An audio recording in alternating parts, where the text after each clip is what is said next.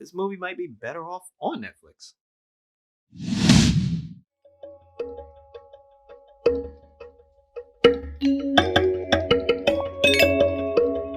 Hello, welcome to Just My Thoughts. I'm your host, Khaleel Ward, and on this episode, I'll be talking about Lovebirds, the movie starring Issa Rae and Camille Nanjiani. It was supposed to come out in theaters, but Netflix picked it up. They released it this past weekend. The movie follows Jabron and Leilani. They have a relationship, and they witness a murder.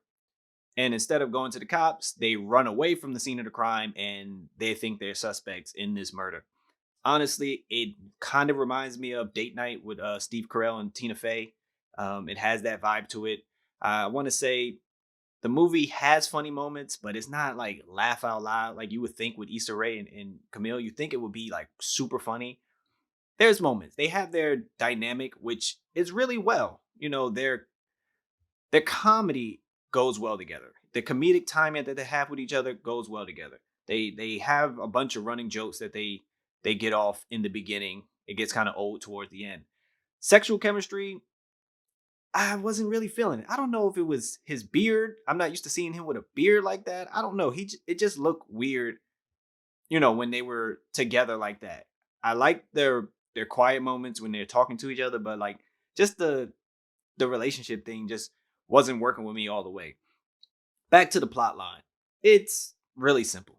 They again, you see it in the trailer, they witness the murder. And before I go any further, I want to applaud the trailer for showing their relationship the way they did. Because in the trailer, it looks like everything is happy and fun and they just in love with each other. But in the movie, it jumps forward 4 years and you could see, the rips and scars in their relationship where they argue a lot and they can't always be on the same page. And they disrespect each other, they attack one another like real personal, So the relationship is not like we think it is in the trailer. And they go around trying to figure out what happened and why this guy gets killed. And they come across all these interesting, I wouldn't say interesting. They come across all these characters who are, they're hiding stuff and it's this big, elaborate thing going on.